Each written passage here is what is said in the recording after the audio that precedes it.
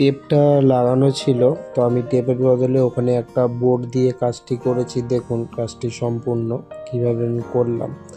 এই যে মোবাইলটা, এর ব্যাটারিটা বারবার খুলে যাচ্ছিল। এর উপরে যে প্লাস্টিকের গার্ডটা থাকে সেই গার্ডটা কাস্টমার হারিয়ে ফেলেছে, তো ব্যাটারি কানেক্টরটি বারবার খুলে যাচ্ছিল, মোবাইলটা অন হচ্ছিল না। যখনই চার্জিংয়ে দেওয়া হচ্ছিল লোগোটি আসছিল আর বারে বারে চলে যাচ্ছিল, চার্জও হচ্ছিল না। আমি ব্যাটারি কানেক্টরটি এখন লাগানোর সঙ্গে সঙ্গে দেখুন আমাদের যে মোবাইলটি আছে এটি চার্জিং নেওয়া শুরু করে দিয়েছে। আমাদের এখন 18% চার্জ আছে মোবাইলে।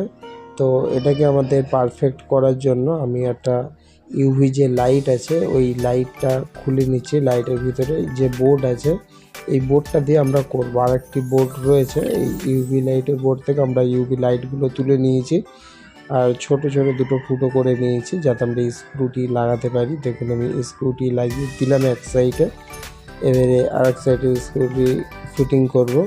এটাতে কী হবে, আমাদের যে কানেক্টারটি আছে ওটা চেপে থাকবে আর খুলে যাবে না। এটা হলো পার্মানেন্ট সলিউশন, টেপ দিয়ে কোনো দিন সলিউশন হয় না। তো এই যে কাজটি আমি করে দিলাম, এটাতে কাস্টমার অনেক দিন চালাতে পারবে। দেখুন আমাদের